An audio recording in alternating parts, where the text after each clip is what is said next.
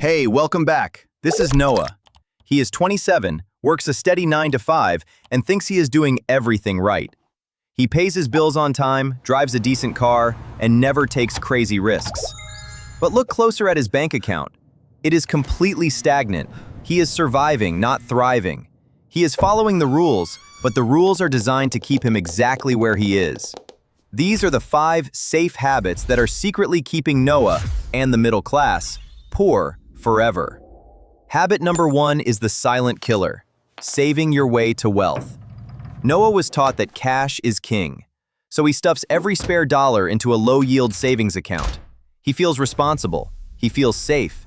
He thinks he is building a fortress, but there is an invisible thief in the room called inflation. While Noah earns 0.5% interest, the cost of his groceries goes up by 5%. Mathematically, he is losing money every single day he keeps it in that bank. The rich don't save cash, they buy assets. Noah hoards cash and buys poverty. If your money isn't working for you while you sleep, you will work until you die. This leads directly into habit number 2, the trap of good debt. Society told Noah that student loans and car payments are normal. They call it building credit. So Noah bought a brand new car. $300 a month. Affordable, right? Wrong. That $300 is money he can't invest. Over 5 years with interest, that affordable car costs him double its value. He isn't buying transportation, he is financing his own poverty.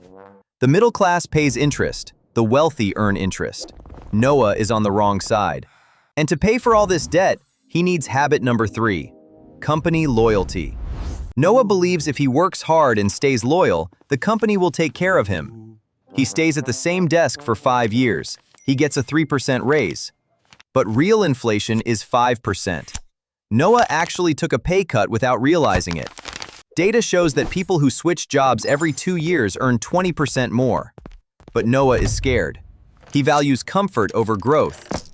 Loyalty is a tax he pays to the wealthy. Now for habit number 4. This is the most visible trap, lifestyle creep. Noah finally gets a bonus, $5,000. Does he invest it? No. He says, I deserve a treat. New phone, expensive watch, premium clothes. The money is gone in a week. The dopamine fades in an hour. This is the hedonic treadmill. As his income rises, his spending rises to match it. He never builds a gap. He never builds capital. He looks rich, but he is broke. Which brings us to the final nail in the coffin. Habit number 5. Habit number 5 is financial illiteracy, ignoring how money works. Noah knows everything about football stats and Netflix series, but ask him how taxes work or what an index fund is, and he is clueless. He thinks investing is gambling because he doesn't understand it. Ignorance is not bliss. Ignorance is expensive. It costs him thousands a year. The system relies on Noah staying uneducated, so he keeps working and consuming. So, how does Noah break free? Let's recap the escape plan. 1. Stop saving cash. Buy assets that grow. 2. Kill the bad debt. Keep the car old. Keep the payments 0. 3. Mercenary over missionary. Switch jobs to boost your income. 4. Live below your means. Invest the difference. And 5. Educate yourself. Read 1 finance book a month. Don't be the old Noah. Be the owner of your life. Are you ready to escape the trap? Comment below, I am not Noah.